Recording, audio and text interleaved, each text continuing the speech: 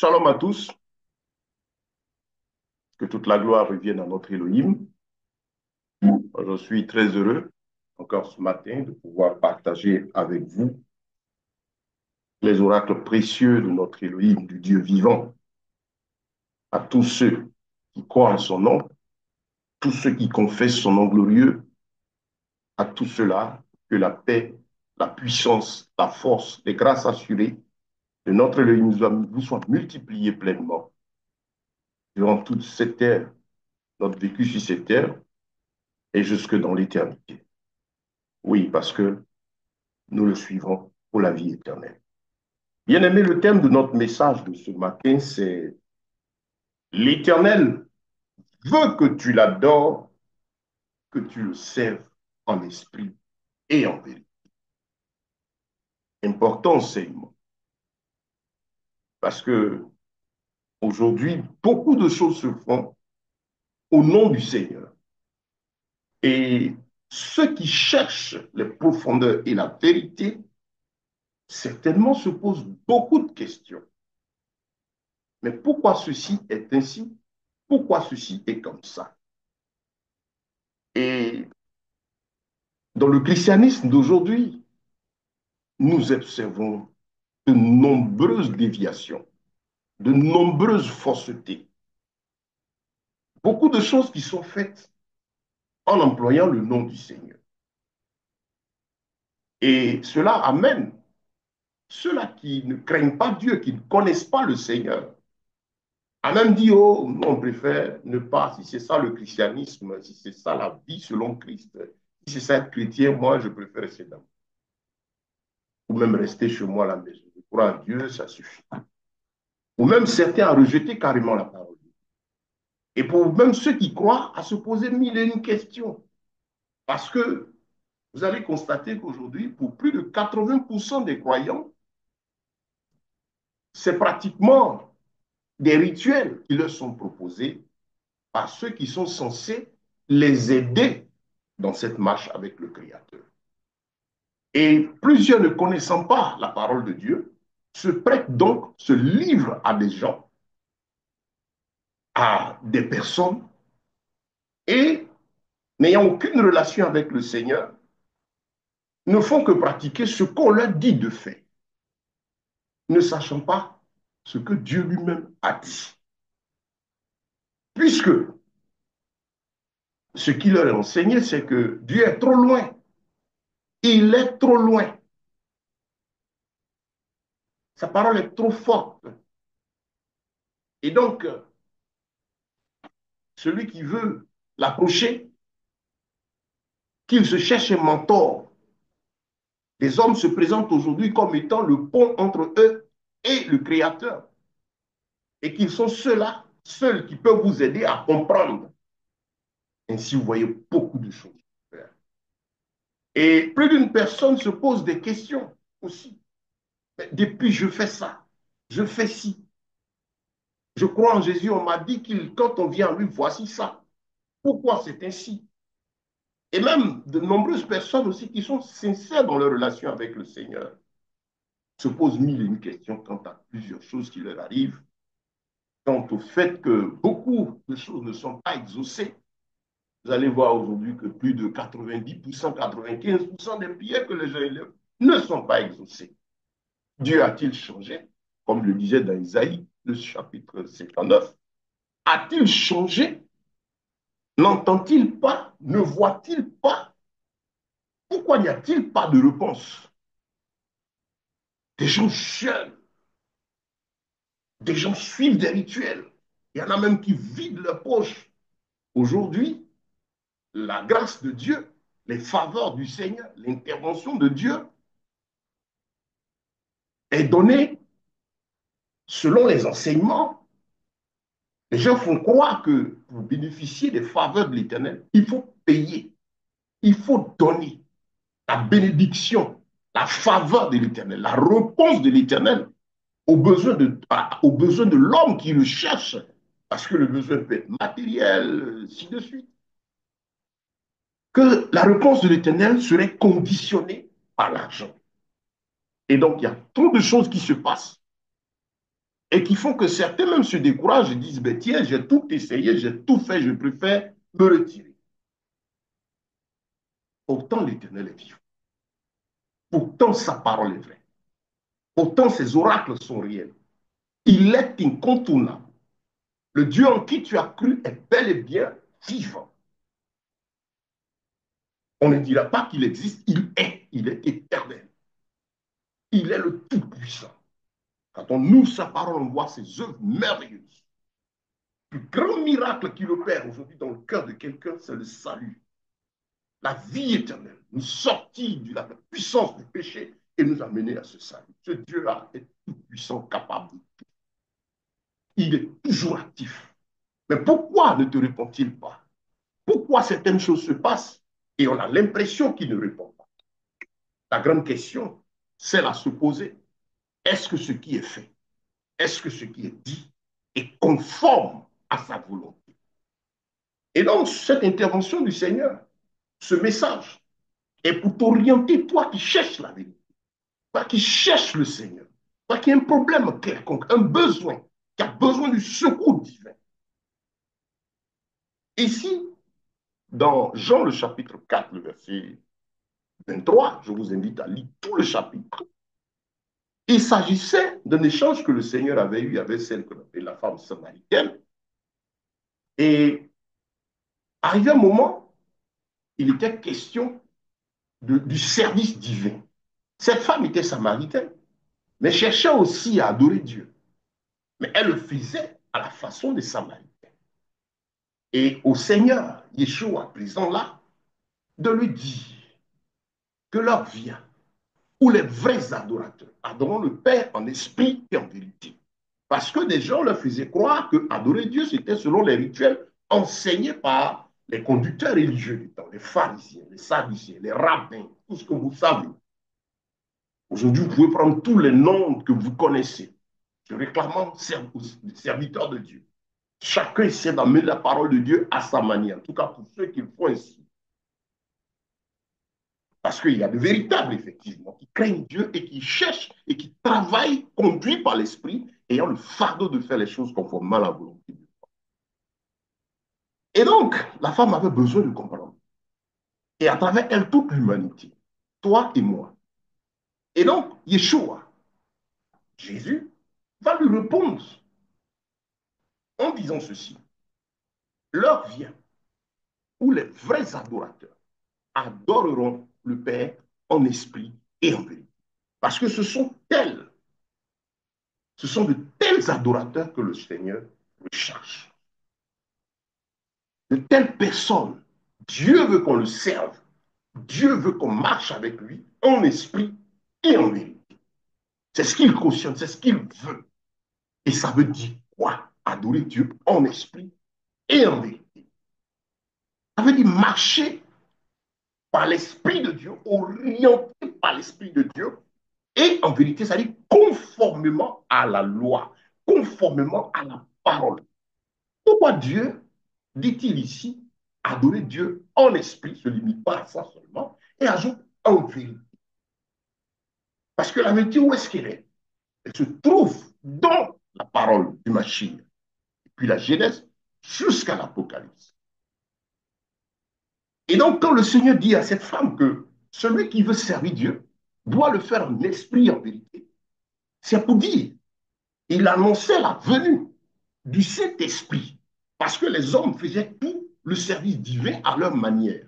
Les pharisiens enseignaient leur pratique quand eux-mêmes avaient le mauvaise vie, comme on le voit aujourd'hui. Les gens étaient plutôt des religieux que de véritables serviteurs de l'Éternel, conformément à la parole de Dieu marchant. Et donc au Seigneur de dire, l'heure vient. Et elle est déjà là, parce que lui il est là. Parce qu'il annonçait la venue du Saint-Esprit. La mission qu'il allait accomplir, celle pour laquelle il est venu physiquement, allait amener à la naissance des véritables adorateurs, des adorateurs selon le cœur de Dieu.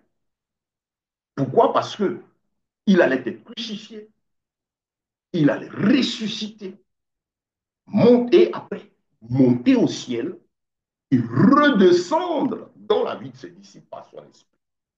Quand il dit donc, ils adoreront le Père en esprit, parce que le service divin est spirituel, est spirituel. Et Dieu étant très bon, ne s'arrête pas là. Et il ajoute, et en vérité.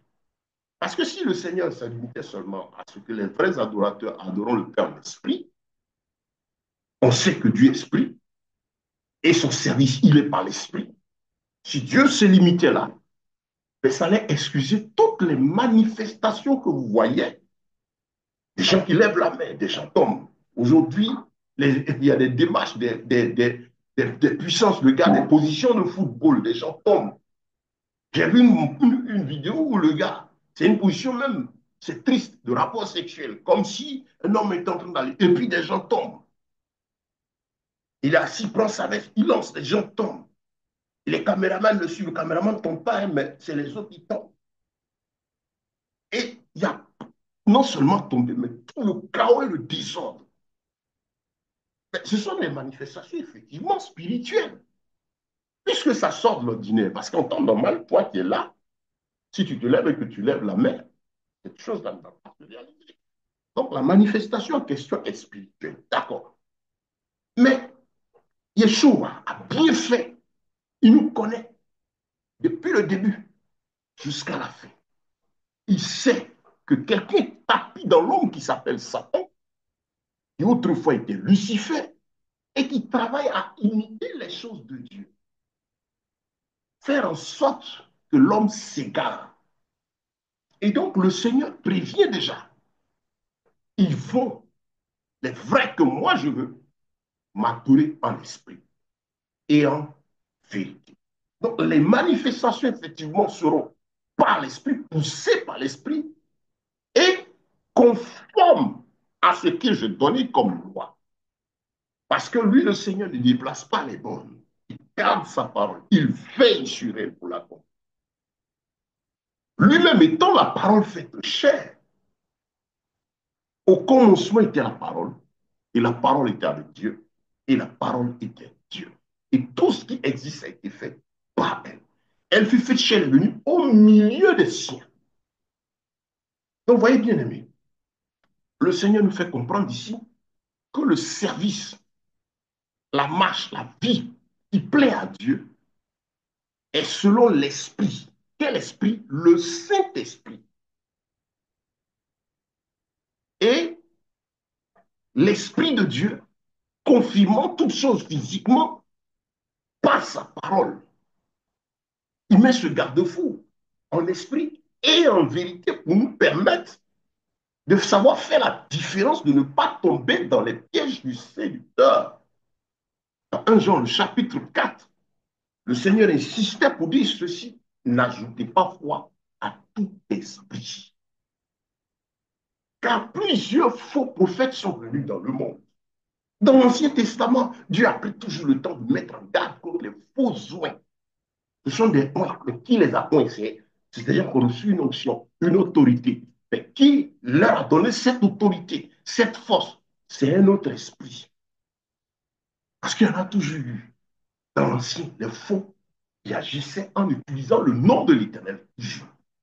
Parce que s'il se présente à vous, il dit qu'en fait, il vient avec l'esprit de la divination, l'esprit de Python.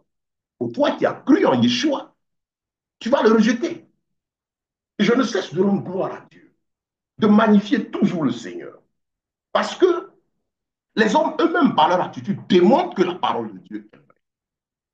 Le monde occulte, je le dis, c'est mystique, c'est science occulte, c'est sataniste. Pourquoi ne vient-il pas ouvertement dire il faut telle pratique, ils adorent telle divinité? Pourquoi utiliser le nom du Mashiach du Maître? Pourquoi utiliser le nom de Jésus? Pourquoi? Pourquoi le Maître Jésus? Pourquoi? Pourquoi? Pourquoi tout cet acharnement autour de ce nom? Quand ils ne l'utilisent pas comme couverture en tant que lourd ravisseur, ils vont le combattre par toutes sortes d'hérésies, de mensonges, attaquer ce nom. Mais frère, homme, toi, écoute, ce combat contre ce nom, Yeshua, Jésus, c'est plus facile pour ceux qui saisissent ici dans notre langue. Pour ceux qui sont avertis et pleinement saisissant les profondeurs des noms, quand on dit Yeshua, l'Éternel sauve. Ce nom que vous connaissez, Jésus. Donc, toutes ces attitudes doivent attirer toi ton attention. Oh, il faut dire attention, il y a quelque chose qui ne va pas. Pourquoi quand on dit Yeshua, quand on dit Jésus, les gens sont énervés, remplis de colère. Pour certaines religions, remplis des grains. Il y a quel problème? C'est qu'il est vrai, il mérite ton attention. Pourquoi tout ce bruit? Pourquoi tout ce tumulte parmi les nations, comme le psaume le dit? Pourquoi tout ce vacarme contre le de l'Éternel? Parce qu'il est le chemin, il est la vérité et il est la vie. Il mérite ton attention si tu ne l'as pas encore saisi. Et si tu marches avec lui, tout ce monde, tout ce bois au contre ou en utilisant ce nom-là, on doit t'encourager à garder la foi et chercher à le plier pour le connaître davantage. Parce que c'est lui, le véritable.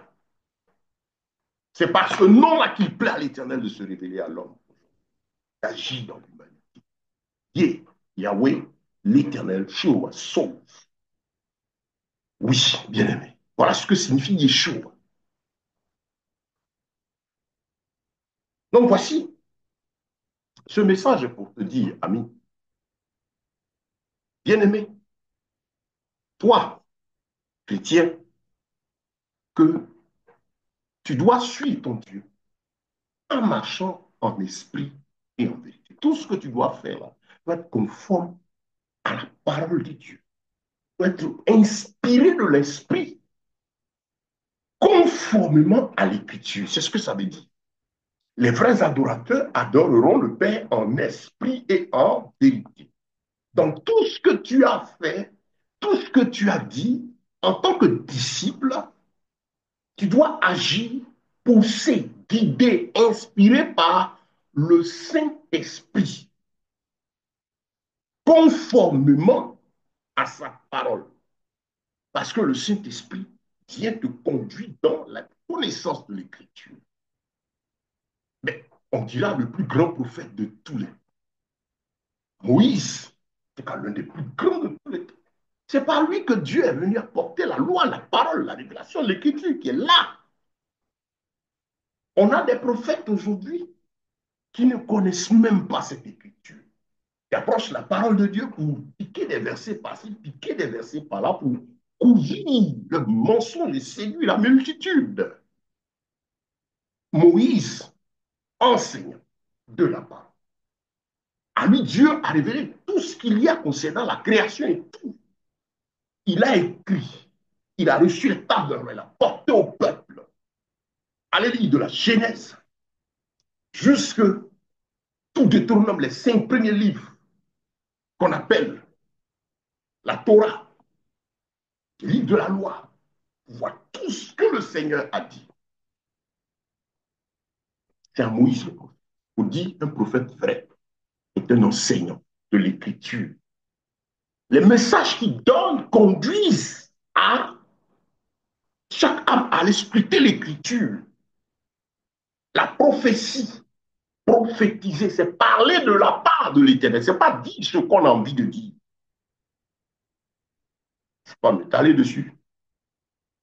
Mais c'est pour vous donner des orientations. Sur mon compte, sur le compte YouTube, j'ai un enseignement sur comment vous aider à vous orienter par rapport au prophète. Je crois que je reviendrai encore sur le sujet pour vous aider à faire la différence entre les œuvres de l'Esprit, entre le Saint-Esprit et l'esprit de l'égarement et de l'erreur. J'ai traité même ce thème, si vous l'avez su ma page il y a 2 jours, et hier, avant-hier, 2 thèmes traités dans le même sens. Méditez-les, ça va encore vous aider. Bien-aimé, toi qui cherches Christ, il dit, il veut que tu l'adores en esprit. Parce que tout simplement, Dieu est esprit. Et il faut que ceux, parce que car Dieu est esprit, et il faut que ceux qui l'adorent le fassent en esprit. On a dit, allons comprendre davantage. Quand tu acceptes Christ, d'abord avant de connaître Christ, la Bible appelle homme charnel, homme animal, toute personne qui n'est pas en relation personnelle avec lui, toute personne dont l'esprit n'est pas ouvert, activé que par le Saint-Esprit, qu'il soit mystique, qu'il soit satanique, que tu sois satanique, mystique, de, de dernier degré, le Seigneur dit que tu es un homme animal, homme charnel, parce qu'en fait, la partie spirituelle dans laquelle tu dis être là, que le mystique dit être là, elle est fausse. Pourquoi? Parce que, en fait, l'individu adore le père du mensonge, Satan, et ne sait pas. Il pense être dans la lumière. Satan, c'est les ténèbres. Tu es dans les ténèbres, homme. Mystique, sataniste de quelque niveau. Tu es dans les ténèbres. Tu penses que tu vois, tu vis dans le virtuel. Parce que l'issue, c'est la mort. Et ces esprits qui se présentent à toi, ce sont des démons, des anges déchus. Eux qui te conduisent, lorsque tu quitteras ce terre, dans l'enfer, vont te maltraiter en attendant d'être jeté avec eux dans la géhenne. Il n'y a rien d'autre que ça. L'homme spirituel, selon la parole de Dieu, c'est celui à qui Dieu a fait la grâce d'accepter Yeshua, de reconnaître Jésus. Car nul ne dit Jésus est Seigneur si ce n'est pas le don du Saint-Esprit. C'est l'Esprit de Dieu qui ouvre notre intelligence et qui nous amène à la connaissance de l'Éternel. C'est par le Saint-Esprit qu'on arrive à la connaissance de la parole de Dieu. Donc, dire Jésus est Seigneur, le reconnaître, c'est quitter l'homme animal pour devenir un homme dont l'esprit est ouvert, parce que c'est ça, c'est pas l'esprit qui vient nous parler. Maintenant que tu as accepté Christ, ton esprit est ouvert. La troisième partie, la partie de base qui te fait, parce que la Bible déclare que l'exercice spirituel est utile à tout de ta relation spirituelle partira l'épanouissement et moral et physique. Une bonne relation avec le Seigneur partira ton bien-être spirituel, moral et physique. Frère, les choses de l'éternel sont pour l'éternel.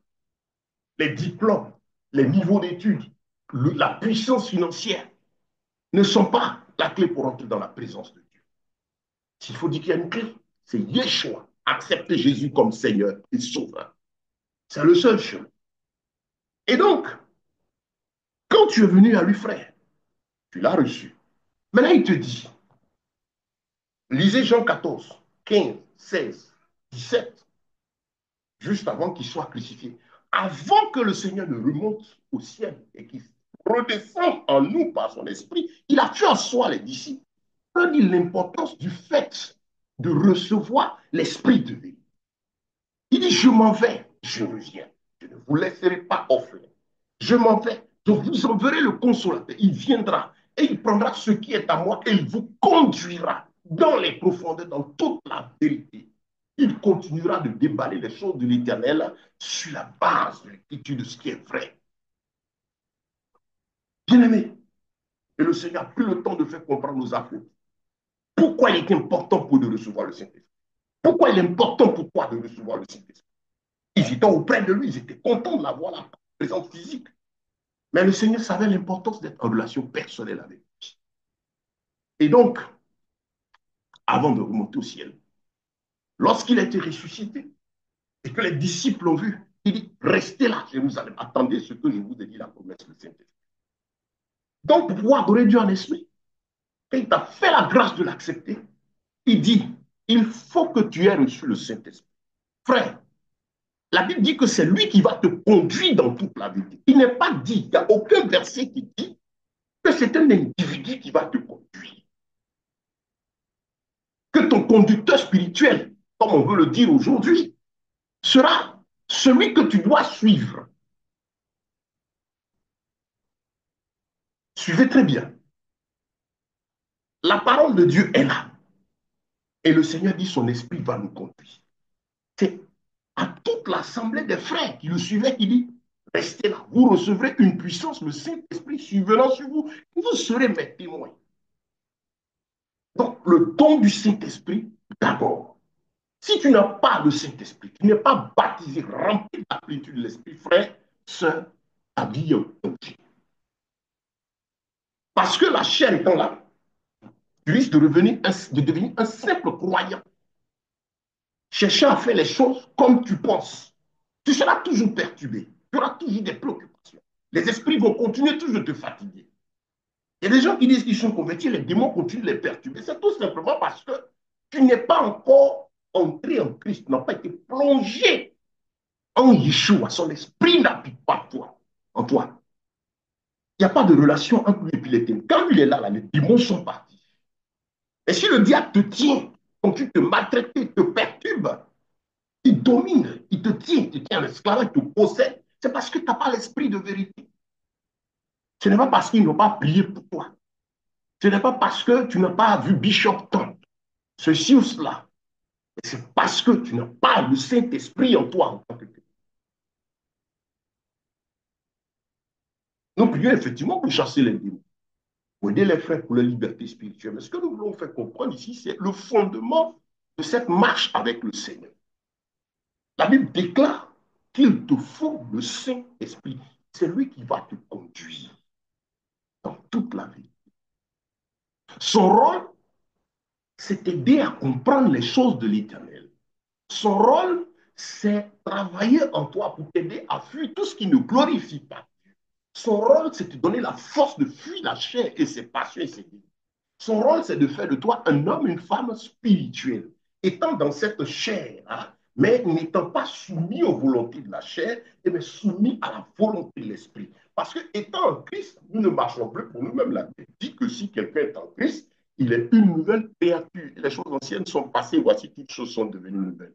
On a beaucoup de modèles de conversion, beaucoup de modèles de serviteurs, de chantres, de quoi que ce soit. Bon, avec tout le chaos que vous connaissez, les gens font les choses comme ils veulent. Et ils vont vous dire que leur Dieu, là, à eux, ils ne regardent pas à l'apparence, ils regardent au cœur. Mais Proverbe chapitre 4, le verset 23, nous dit que c'est de l'abondance du cœur que la bouche parle. Toi, ton cœur est comment? Oui. Et puis, ils disent quoi? Dieu, c'est dans le cœur. Les saints, ils ne se trouvent pas dans l'iniquité, ne partagent pas sa gloire avec un autre. Paul a dit, Christ est ma vie. La mort m'est un bien. Dans le Philippiens, Christ est ma vie. Si Christ n'est pas ta vie, que tu es un bon religieux, et le diable va te maltraiter. Et tu seras à la merci de toutes ces déviations. L'objectif est que tu comprennes que tout ce que tu as fait, tout ce que tu as dit, louer, chanter, danser, servir, prier, doit se faire conformément à la volonté de Dieu, à sa parole. Quand vous allez lire Deutéronome, le chapitre 4, et bien d'autres passages, le Seigneur a tout insisté pour que on n'ajoute rien et on ne retranche rien à sa parole. C'est important. Donc, pour toi-même, il faut que tu aies l'esprit. Si tu n'as pas l'esprit, tu ne peux pas comprendre sa parole personnelle. Tu ne peux pas avoir la force de prier. Il ne peut pas te parler, tu peux le méditer sa parole. Il dit, tu ne pourras rien faire sans lui. Il n'a pas dit que tu ne pourras rien faire sans pasteur Ben, sans ton. Non. Ce n'est pas ce qui est dit. Le rôle de l'homme de Dieu, c'est d'aider effectivement, en tout cas le véritable point à te conduire à avoir d'abord une relation personnelle avec Dieu, à rechercher à être rempli du Saint-Esprit. C'est là ma bataille que tu reçoives le Saint-Esprit. Sinon, tout ce que je vais dire, tout ce que je vais enseigner, ça va pas servir à quelque chose. Parce que c'est l'Esprit de Dieu qui est en nous, qui nous amène à l'obéissance et à la soumission à Dieu, qui nous amène à marcher selon les règles de la parole, qui nous amène à chercher à plaire à l'Éternel, frère. Bien-aimé, comprends que tu as besoin du Saint-Esprit. Comprends cela. Et quand il est en toi, il va t'aider face à toutes ces déviations, tous ces mensonges. L'Esprit de Dieu va t'aider à craindre Dieu. Il va t'aider à fuir le péché. Il va t'aider à abandonner tout ce que tu ne pouvait pas. Sa présence fait fuir les démons. Sa présence fait fuir le péché. Sa présence transforme l'esprit. C'est lui qui nous conduit dans la présence de Dieu à vivre conformément à la volonté de Dieu. C'est lui qui fait de nous des adorateurs en esprit et en vérité. Ce passage, retenez-le, est très important, en esprit et en vérité. Ça, c'est pour toi, ta relation avec le Seigneur. Maintenant, en te basant sur ce passage, ça te permet aussi de savoir t'orienter face à tout ce que tu entends, tout ce que des soi-disant religieux ou conducteurs, qui sont aujourd'hui malheureusement les plus nombreux qui foisonnent. Parce que les véritables besoins de Dieu, là, ce n'est pas des gens célèbres, ce n'est pas des gens que tout le monde a envie d'entendre. Parce qu'ils sont là pour défendre les oracles du Seigneur. Bien-aimé, donc quand tu es rempli du Saint-Esprit, tu connais la parole. Et donc, je t'invite à prendre à cœur ce passage. Jean, le chapitre 4, le verset 23. Adorer Dieu, c'est le servir en esprit et en vérité. Est-ce que ce qu'on te dit de faire là, c'est vrai, il y a une manifestation spirituelle, quelque chose qui sort de tes bruits, mais est-ce que ce qui est dit là, c'est conforme à l'écriture? Quand on te dit donne et puis Dieu va te donner, ce n'est pas biblique. La grâce, la bénédiction du Seigneur, tout a été accompli à la croix. Donne ta vie à Christ, cherche à lui plaire, parce que lui, il a tout donné pour toi. L'expression du don, l'offrande, c'est la reconnaissance que tu viens manifester à ton Créateur. Dieu a mis ça en tout et chacun de nous. On est content, on vient lui dire merci. On ne paye pas Dieu. On ne paye pas de bénédiction, ça n'existe pas. Et les gens finissent par accepter cela. Parce que l'homme n'aime plus le sacrifice, l'investissement de soi dans la parole de Dieu. Les gens cherchent quelqu'un pour leur dire ce qu'il faut qu'il fasse. Mais ne cherche pas à savoir ce que l'Éternel dit. Il n'y a pas un passage qui dit que c'est quand tu donnes que Dieu donne. C'est ta vie que tu dois donner au Seigneur pour qu'il te donne son esprit pour te permettre de rentrer dans l'accomplissement de sa parole, dans ses promesses. Donc, ce que Dieu te demande, c'est ton cœur, ton âme, ton investissement en lui. Parce que ce n'est pas ton matériel qu'il a besoin de ton cœur.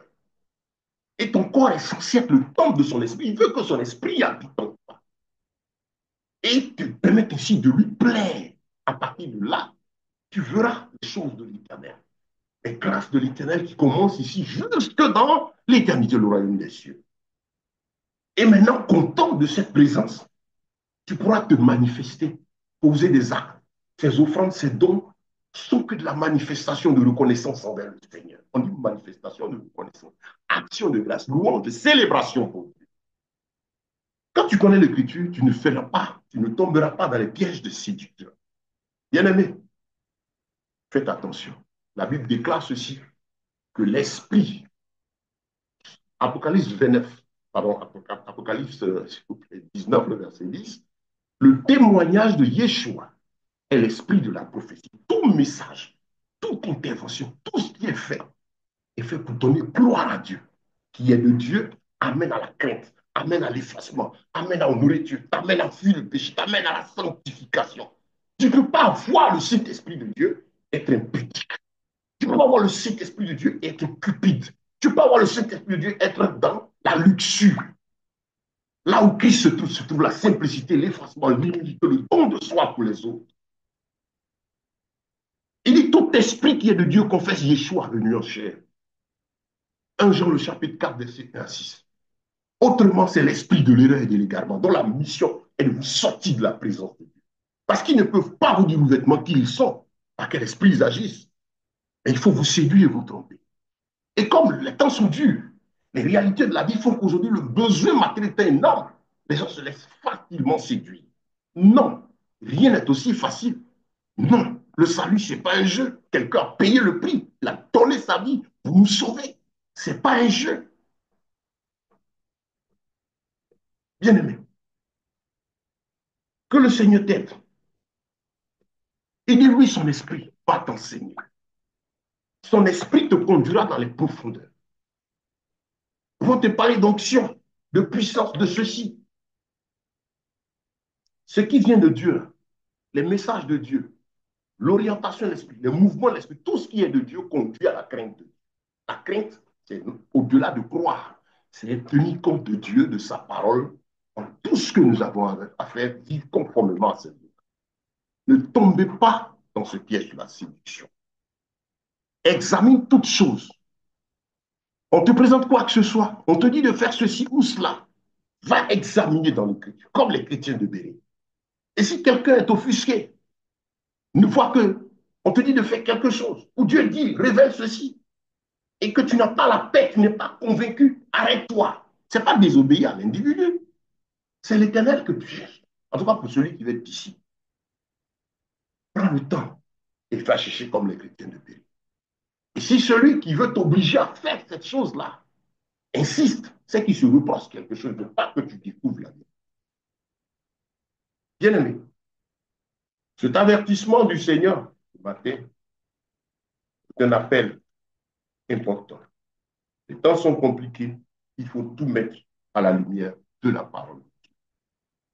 Il faut que tout ce que tu entends, tout ce que tu vois, tout ce qu'on te dise, on te dit, tu le mets à l'épreuve de la parole. La Bible dit éprouvez les esprits pour savoir s'ils sont de Dieu. Éprouvez-les. Éprouver, c'est aller prendre le temps, chercher, prier. Si tu cherches la vie éternelle, tu cherches à être un disciple, je sais que ce message te fera du bien. À ceux qui aiment la facilité, trouveront que ça ne les arrange pas. Mais choisis ton chemin. Dieu respecte ce qu'il t'a donné, le libre arbitre. Mais il te dit, je mets devant toi la vie et le bonheur, la mort et le malheur. Mais je te conseille de choisir la vie. On ne joue pas avec le Seigneur. L'éternité, là, c'est une affaire. Ce n'est pas un jeu. Ce n'est pas un jeu. Bien-aimé, que le Seigneur vous bénisse. Il faut faire attention.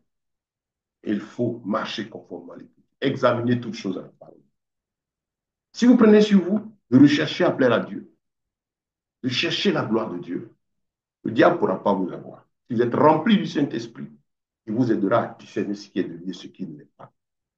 Oui, c'est important. Ne vous laissez pas séduire. Soyez vigilants, bien-aimés. Et si vous êtes léger, je vous en prie, répentez-vous. Parce que le Seigneur ne partage pas sa gloire avec quelqu'un. Le Dieu compris là, il n'est pas là pour glorifier un homme. Les vrais oins de l'Éternel travaillent à donner la gloire au Seigneur. Il fuit la gloire des hommes. Que le nom du Seigneur soit béni, que sa grâce et ses faveurs soient multipliées. J'espère que ce message de ce matin contribue fortement à édifier ton. Sois béni bien. Je vous invite à aller sur compte quand je vous finis. J'ai un compte YouTube, il y a tout un ensemble d'enseignements. Allez-y, inscrivez-vous sur le groupe YouTube ou sur le compte Facebook. Je vous ajoute comme ça, vous pourrez suivre tout ce qu'on fait. Nous donnons des cours bibliques, formation pour aider nos amis, nos jeunes frères, les pasteurs, formation pastorale, aider l'Église à la connaissance, par exemple, on dirait eschatologique, c'est-à-dire la connaissance de l'évolution du temps, des réalités politiques, économiques et sociales, la vie religieuse et tout ça à la lumière de la Bible. Connaissance de tout ce qui se passe, c'est important. Et de là, vous savez comment marcher, frère. Donc, donnons ces cours bibliques-là. Et aussi, par la grâce de Dieu, je suis entrepreneur. Je travaille avec mes 10 doigts en tant que serviteur de Dieu. Nous formons à connaître le travail d'entrepreneur. Comment bâtir à partir de ce qu'on a. L'argent répond à tout, c'est vrai. Et l'argent s'obtient comment? À la sueur. La différence entre l'emploi et les activités libérales, c'est important. Donc, on aide le peuple de Dieu, on aide tout le monde. Nous sommes une ONG aussi. Nous agissons avec tout le monde, les nécessiteux, ceux qui n'ont pas les moyens. Nous œuvrons aussi à les aider à connaître la parole de Dieu et aussi à gagner leur pain. Aider les gens à voir le minimum. Que Dieu vous bénisse. Frère, n'hésitez pas à nous contacter. Si vous avez ce fardeau de la mission, le fardeau du ministère, aider les gens à comprendre tous nos enseignements, nous les comprimons aussi sur des clés pour la distribution. Il y a des livres, il y a des études. Vous pouvez aussi les demander, m'envoyer des demandes d'amitié pour rejoindre nos groupes WhatsApp, suivre tout ce qu'on fait. Objectif, diffuser en masse. Le travail a nourri spirituellement, a nourri moralement, a nourri physiquement. Bien-aimés, que Dieu vous bénisse. Que le shalom, c'est-à-dire la paix de l'Éternel, soit multipliée pour tout et chacun de vous. Et donc, mes contacts, c'est sur les groupes. Soyez bénis, que sa paix vous soit multipliée. Au nom de Yeshua, Mashiach, notre bien-aimé Seigneur et Sauveur, nous vous avons donné ce message. C'était encore le frère Ben ce matin. Shalom.